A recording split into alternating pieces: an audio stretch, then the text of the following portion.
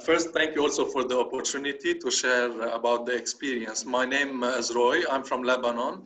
I work with the Jesuit Refugee Service. I joined JRS 4 years ago as a peace education teacher. I was teaching in one of JRS projects in Beirut. I was working with Syrian refugees and then Iraqi refugees also in 2015. Then I moved to the country office of Lebanon, and then now I'm working in the regional office. So we have projects, education projects in Lebanon, Syria, Iraq, and Jordan. We used to have some projects in Turkey, but not anymore. Okay, thank you. Thank you very much. The Jesuit Refugee Service is an international Catholic organization. The international office is in Rome, in Italy. It started in 1980 as a response to the boat people during the Vietnam crisis. So this is how JRS started, and now we're working in 10 regions. One of them is the Middle East. The programs we have depends on the context. In Lebanon, we have formal and non-formal education programs.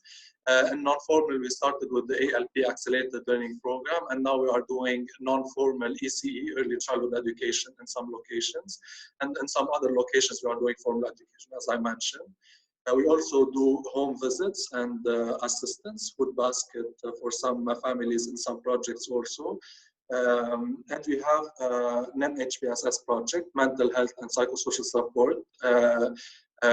This is one project. The project director is based in the county office, but works through the social workers in all our education programs on psychosocial support at all levels. So the community and the social approach, and then the psychological approach, which is more a specialized intervention.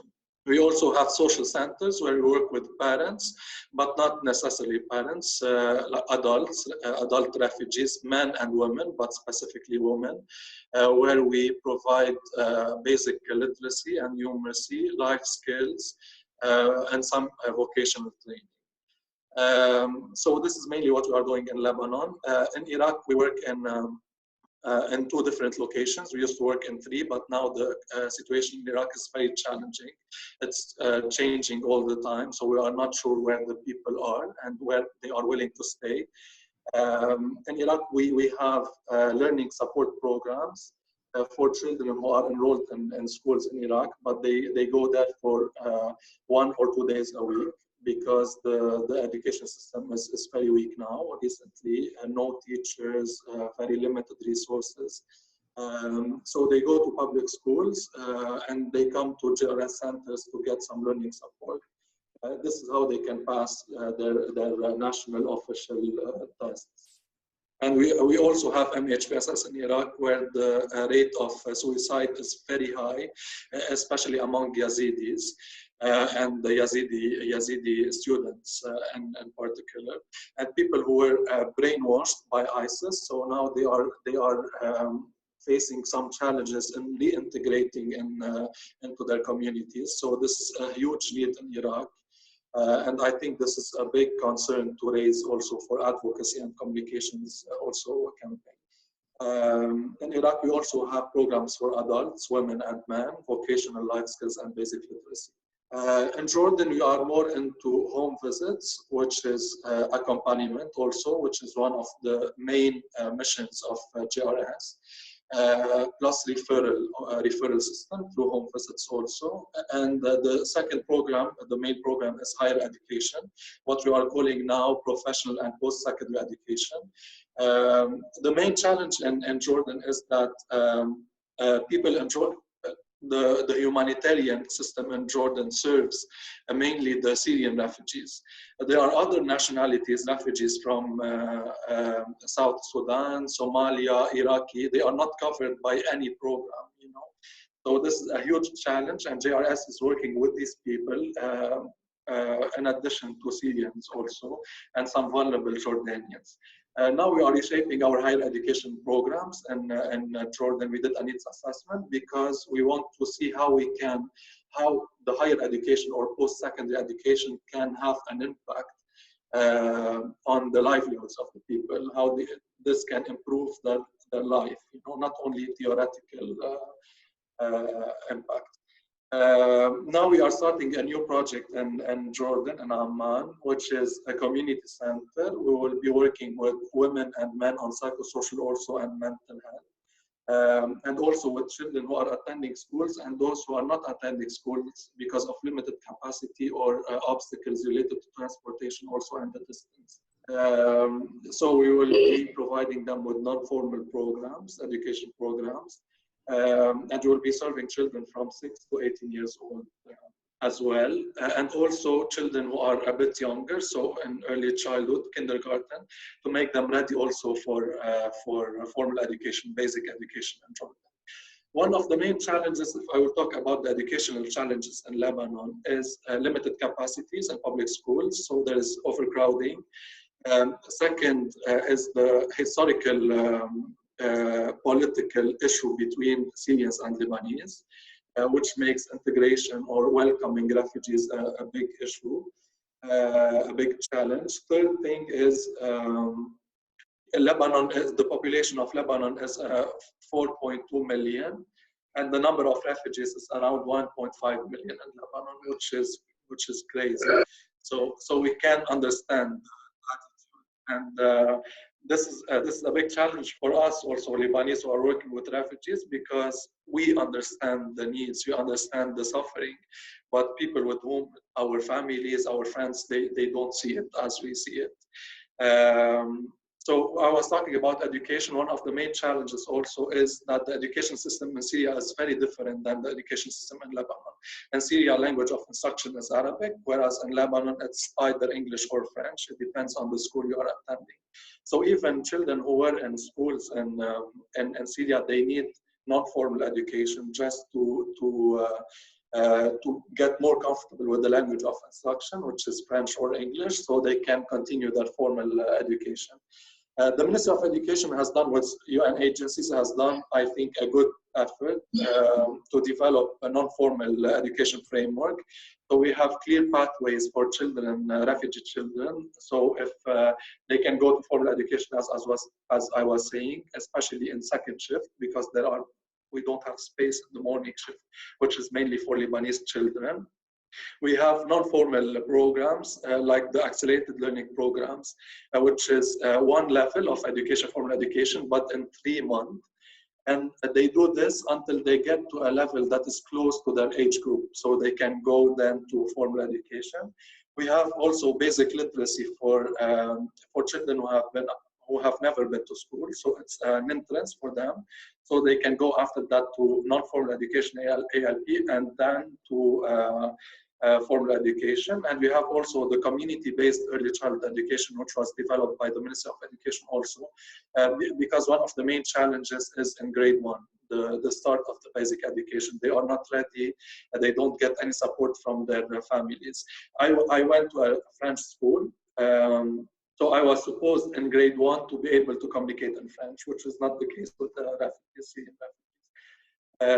So this is the main challenge, a language of instruction. Then we can talk about child protection also, which is not only a challenge for refugee children but also for locals. The public system, education system in Lebanon is weak, as I was saying. Reporting mechanisms and child protection is something that needs a lot of strengthening. Refugees are facing some violence or I would say child protection issues and cases in public schools, and which is not easy to report because then we don't know how the system will deal with these cases. We had some bad experiences in the past, so we are a bit now prudent with reporting. This is also an issue, and the relationship between Lebanese and Syrian students in Lebanon in schools is very challenging also. So when the morning shift is leaving, Lebanese students leaving, and the Syrians are coming, there are a lot of problems happening there. So this is mainly the challenge in education, not talking about the funding, which is now now it's becoming more and more a challenge. I'm not talking about JRS, I'm talking about the humanitarian response in general. Donor fatigue, Syrian crisis is not in the media as much as before, and after ISIS also, the end of ISIS, as we heard. So this is one of the challenges also. What's happening is that return to Syria is not that easy, because the problem is not only the presence of ISIS, the problem is social, structural. Communities, I would say, there is a problem of trust, and there is a lot of effort that we need to do in a reconciliation. So people who left Syria, they don't feel very comfortable going back, because they don't know what to expect when they go back. Because moving out of Syria might be considered a political position also. So this is also one of the challenges. And if you were following the news, you could see that the government in Lebanon was very strong when they were talking about UNHCR staff talking to Syrian refugees and telling them that it's not safe to go back to Syria now, which was a very big problem for the Minister of Foreign Affairs in Lebanon, because the government is trying to make refugees go back to Syria. So this is the big thing now happening in Lebanon. In Syria, the main issue is protection. So when we talk about education of children in Syria, it's more like creating safe spaces for children where we can support them. Those who are going to school with learning support, homework support, and those who are not going to school because of overcrowding or because they have to work to help their families. So we work with all these people, and the approach, as I said, is different. So it's more child protection. I would say mainstreaming education to a solid child protection program. So this is mainly Syria. Iraq, I talked a little bit about this, and also Jordan. The system in Jordan is very clear. The government expresses very clearly the needs through a platform, an online platform, where NGOs can look for the needs and the experience of the NGO and apply to specific programs. Our experience in Jordan is higher education. As I said, we are improving it now to answer better the needs. And the needs are also psychosocial, as I said, and educational for younger children. This is why we are opening soon the community center, where the approach will be holistic with a strong mainstreaming of psychosocial support and child protection also.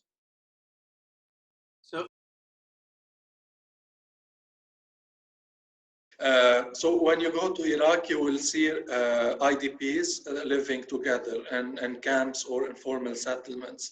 When you go to Syria, you can see IDPs also. They are not refugees. They live among the local community, but with like high level of overcrowding. In Jordan, there are some camps, but now more and more like people, refugees, Syrian refugees, and from other nationalities are leaving the camps, and they are living in urban setting in Amman and in other cities in Jordan. In Lebanon, we don't have camps. We have only people living among Lebanese people, especially in Beirut and in other cities on the coast. This is a big challenge. A very big challenge to identify the needs and to reach these people who have all these needs. And there's also the coexistence with the local community. It's not at all easy, especially in Lebanon. So as I said, working with refugees is not easy, and also working with the neighbors or collaborating with the neighbors who live very close to our projects, especially when we talk about school, is very challenging, very challenging. We try to be as creative as possible to communicate with the Lebanese population. We are Lebanese ourselves, I mean the staff, so it's a good opportunity to start the discussion. But then there are a lot of threats to Lebanese, to the Syrian people who sometimes would like to attend some events or or to put some music in our social center. It's not easy at all. So one is a protection issue because they live among the local community. Second is it's not as easy as living in camps to reach these people and to inform them about the services available for them. So I would say these are the two main issues. At the same time, the camp in Lebanon, we don't have camps because, as you probably know, we have a big number of Palestinians in Lebanon, Palestinian refugees, and they have been living in Lebanon for a long time, and they don't have the passport, the Lebanese passport. So they have very limited access to basic services, and they are served by the UNRWA, which is the United Nations agency that works with Palestinians, not only in Lebanon, but also in Palestine and Jordan also. So this is why we don't call the informal settlements, which we have in the Bekaa, which is closer to the Syrian borders, camps. They are informal settlements. And they look like camps, but they are not camps. So there are no like UNHCR managing the camp. It's a very different approach. But I would say that living in an urban setting with all the challenges, I think it's a better option than living in a camp, because we all know what camps look like and the future of camps. So I think and one of the three durable solutions is integration, local integration, which cannot be done in a camp and with this isolation. The problem in Lebanon is we cannot look at integration as a durable solution, because this will not be accepted by the government, which is putting some pressure now for the refugees to go back. And second, the countries where the countries that are welcoming and receiving refugees are mainly countries who are like developing countries who already have all the challenges, economical problems also, and social also challenges. So, so this is, I can say this might be the best solution, but at the same time, where it is happening, it's not the best environment possible. But I agree, in the Middle East in general, it's not the regular, the normal refugee situation. It's very different. It's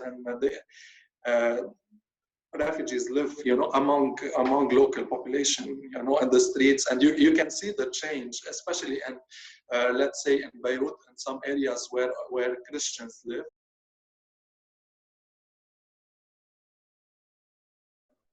One of the things that happened in Lebanon before the Syrian crisis, before the refugees came to Lebanon, the number of Lebanese who attend public schools was very low. Because we all know in Lebanon, it's known that the public education system is weak if we compare it to the private system. So most of the Lebanese, I think around 70% go to private schools in Lebanon. So this was before the crisis. Now, I can say that the crisis, in a way, helped improve the non-formal education in Lebanon, because what was good, what we had in Lebanon is mainly formal education. Students, even Lebanese, who were struggling, they didn't have like other pathways or programs that can help them do well in formal education, like ALP, basic literacy, and other programs. So this is one of the effect of the refugee crisis. So the government developed all these programs, non-formal programs, which are not only addressed to refugees, but also to local Lebanese students. This is one thing. Second, I can say that the presence of refugees attracted a lot of funds, especially at the beginning of the crisis, which made possible rehabilitation of some public schools in Lebanon, where Lebanese students also go. And this crisis also covered the fees in public schools, not only for Syrian refugees, but also for Lebanese. So the education was made free for Lebanese. So public schools is already something very, it's not expensive to go to a public school, but now they are not paying anything, also even Lebanese children, because the funding that we are receiving covers both the morning shift, which is for Lebanese, and afternoon shift for refugees. And you mentioned something about the opportunity that education offers for reconciliation between Lebanese and Syrians. I can say with confidence that it's the only space in which they are interacting in a way or another. Even if the interaction is negative, I would say there are some tensions, etc. But I think it's the only space where we have opportunity to be creative and to involve maybe parents from the refugee and from the local communities together and thinking about the school, the best for their children, etc. So I totally agree with what you said. Thank you.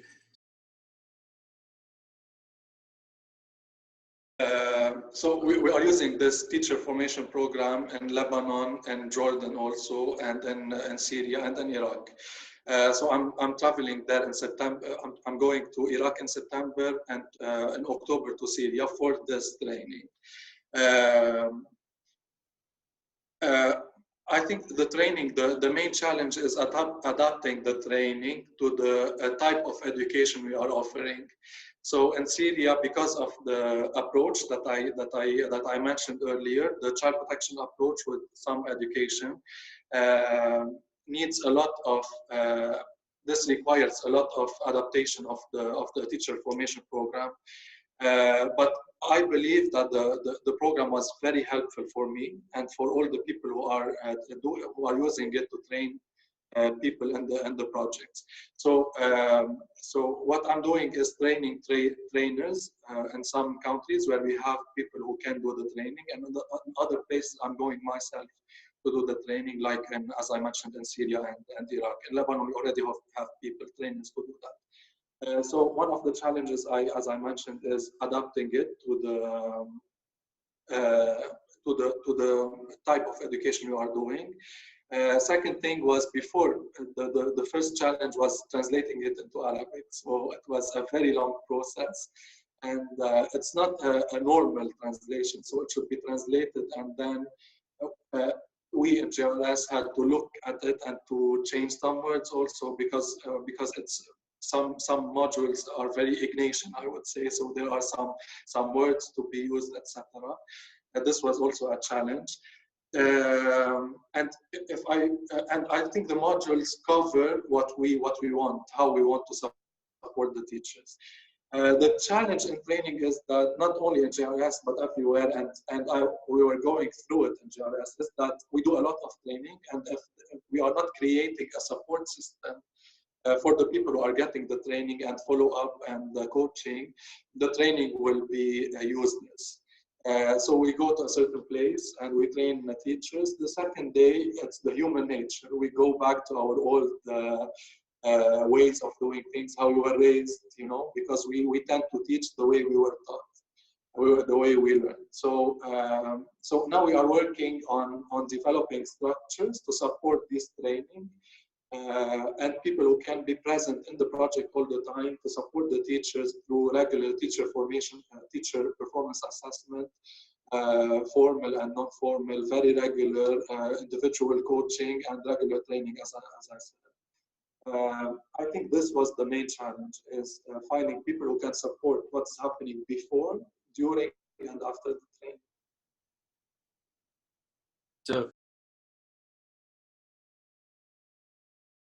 of the strategy. So we have group sessions or like meeting on a weekly basis where the teachers, this is facilitated by the education coordinator, where they can share about the challenges they are going through. Some teachers, they can suggest some tools or resources they are using and some methodologies for like specific lessons. This is happening on a weekly basis. And then we encourage a lot now with the training, we encourage a lot teachers attending other teachers' lessons, which is something that might be, sound very normal in some countries, but very rare in our culture. So So we are encouraging more and more these practices. It depends on the school and the dynamic and all these things, but this is where we are going also, what we are trying to strengthen also as part of supporting structures for the teacher formation program.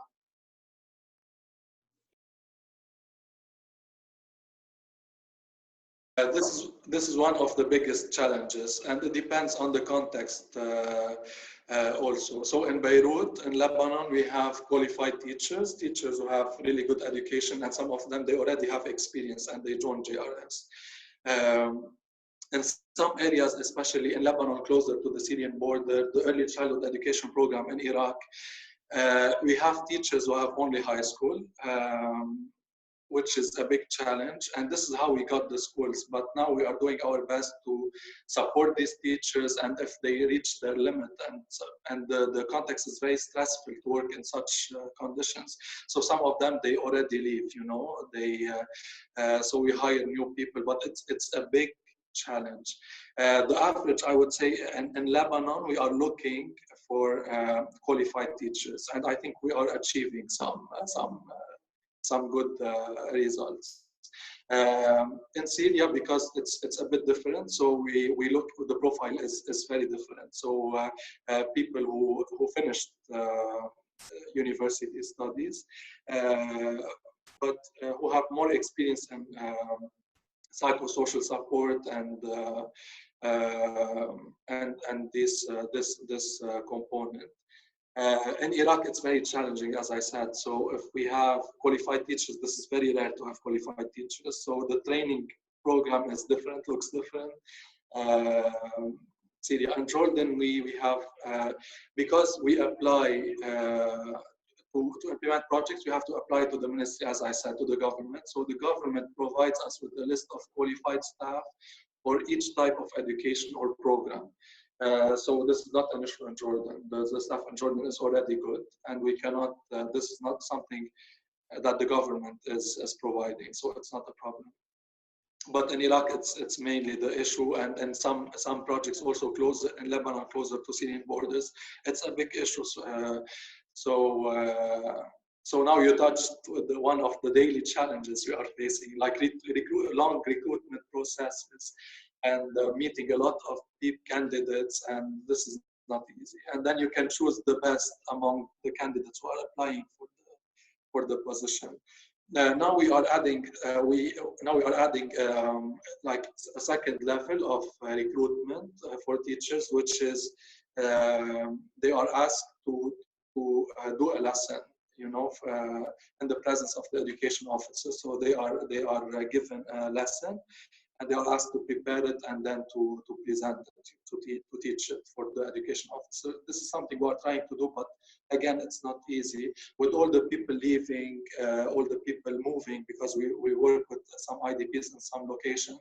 So sometimes you have 10 teachers to recruit in a very short period of time. So what I'm talking about might sound like a dream for people in the projects, you know. So we try to be as realistic as possible. So this is the situation.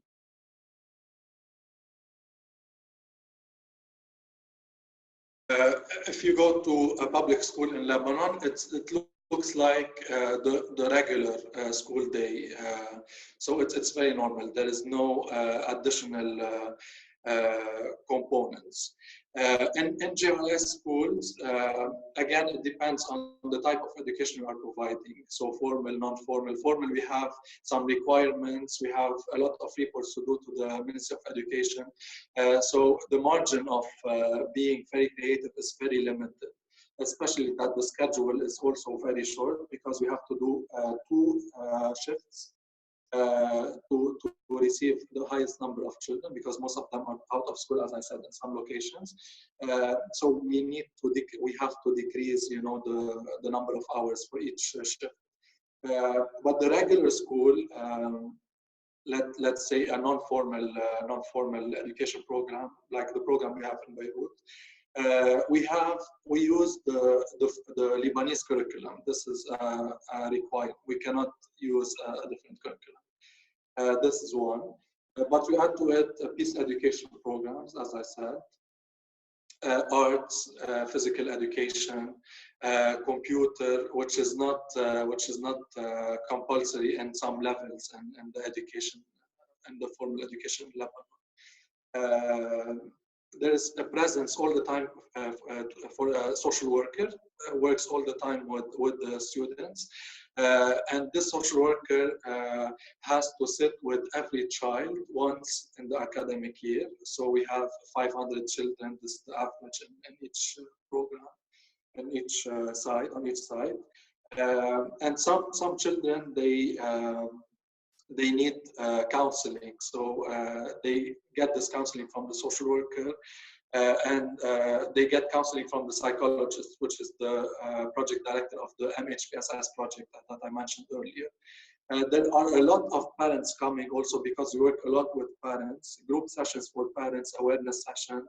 They attend a lot of many times the classroom also to sit with their children to see how we do things and to understand that education is important, because this is also a big challenge, and to understand why they need to support also their children.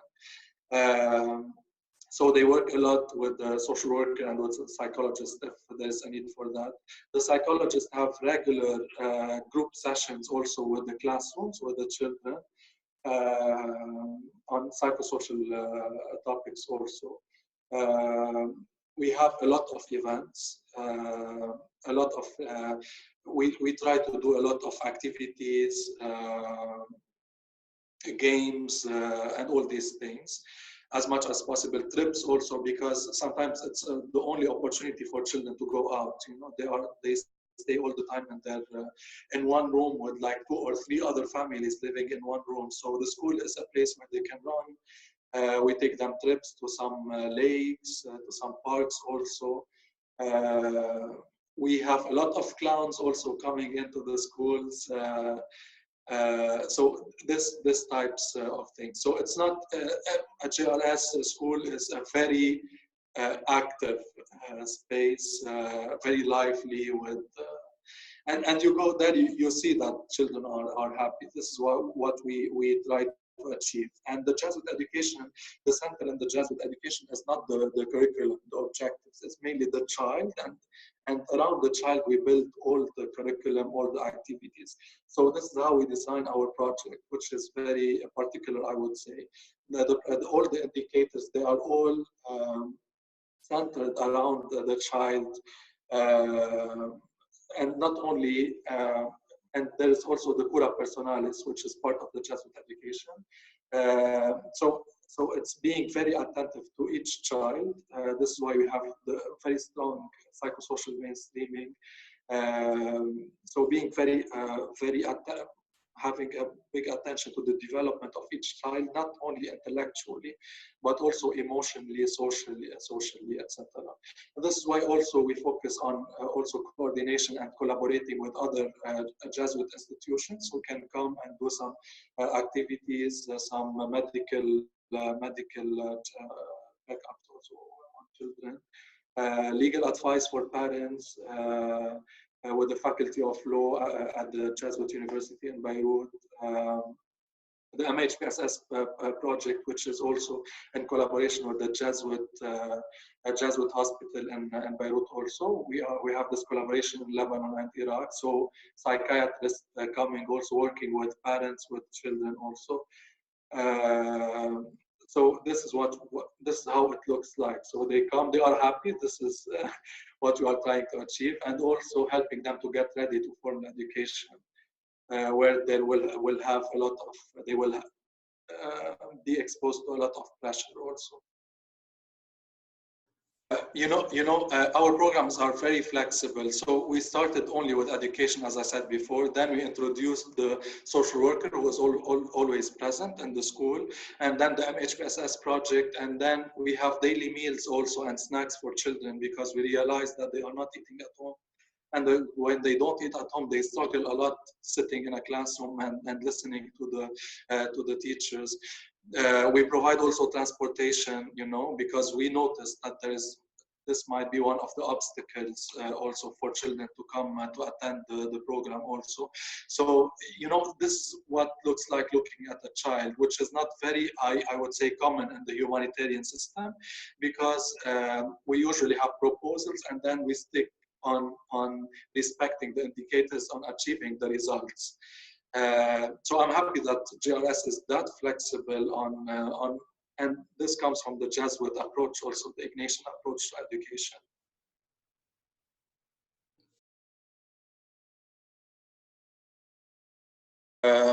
If we talk about the funding, if you mean by resources, the funding, this is a main issue, as I said, and you see it very obviously in public schools, especially, where teachers are not getting paid now, or less and less.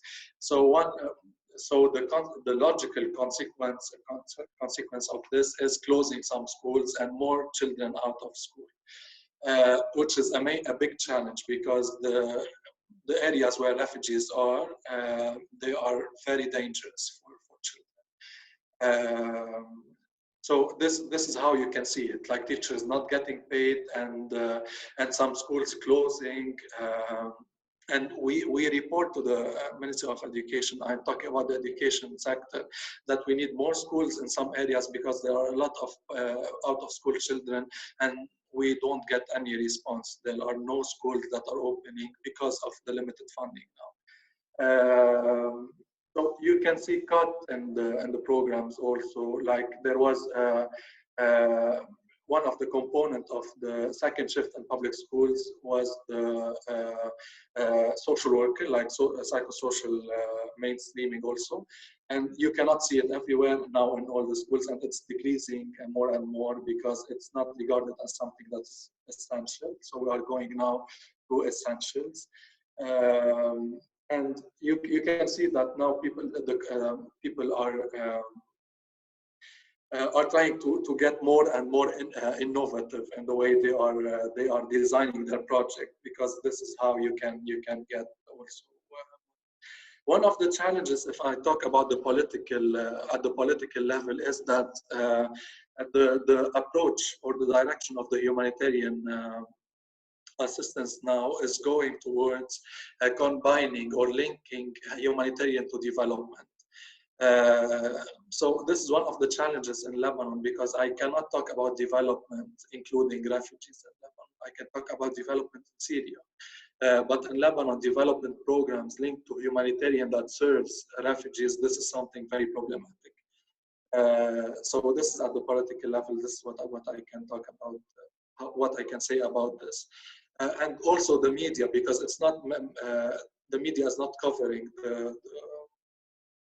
as I mentioned earlier, the crisis as much as before. So people, they think that ISIS is not there, and so there is no problems anymore for Syrian refugees to go back and to, which is not the case, because IDPs in Iraq and even refugees, one is the political, they have concerns about how they will be welcomed and received by the local communities. Second, there is a lot of destruction in their homes and lack of basic services. I'm thinking of Iraq now and Mosul, lack of basic services. Their homes are destroyed, so they cannot go back. And the international community is not very aware of these things. Despite all the advocacy campaigns that the regional advocacy bodies are trying to conduct. So my message is that the end of ISIS is not the end of the crisis in the region. So this is how I see it now. It's political, and it's also media. It's also a media issue.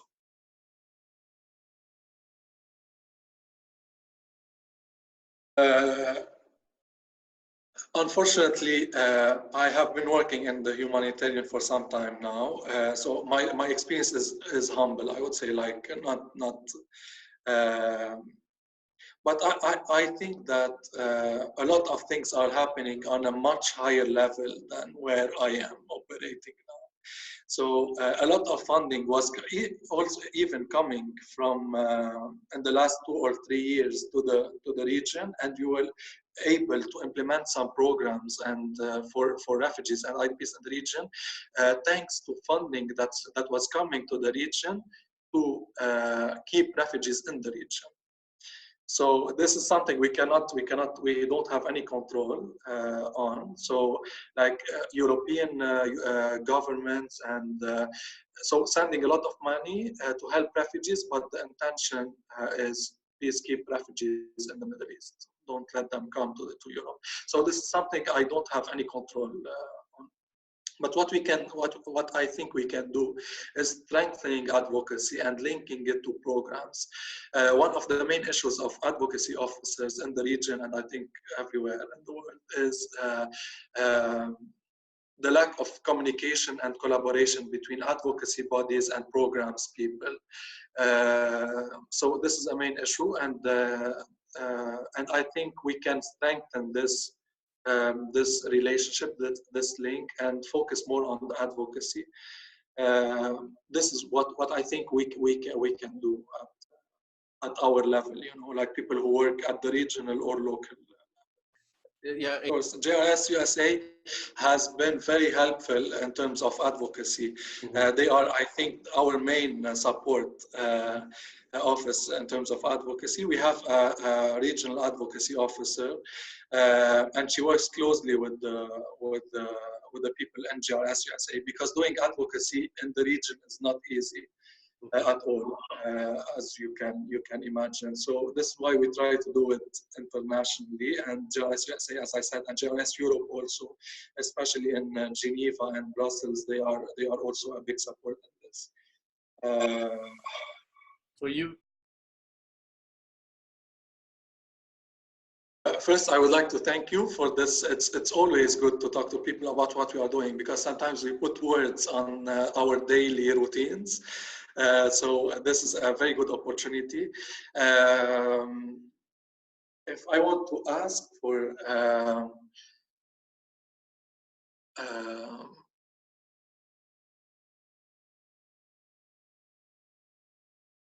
I think this exchange was very helpful for me. And it's also, as I said, I'm sharing some issues and concerns about what we are going through in the region with people, with your students. So this, I think, one form of advocacy as well, is talking about the issues for people who are not living.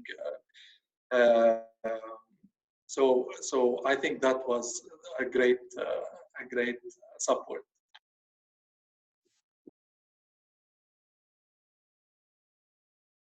Be very helpful. I would be very happy to receive the feedback and the comments. And if you want, you can share also my contact.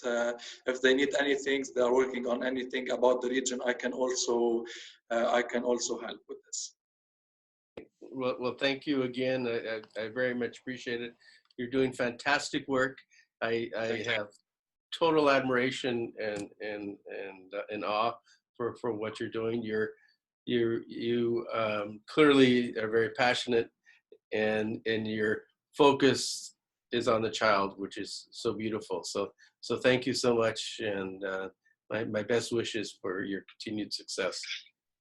Thank you for your support when we were developing the teacher formation program, and thank you also for today, for this exchange. Okay, well, let's stay in touch then. Okay. Okay. Bye-bye. Bye.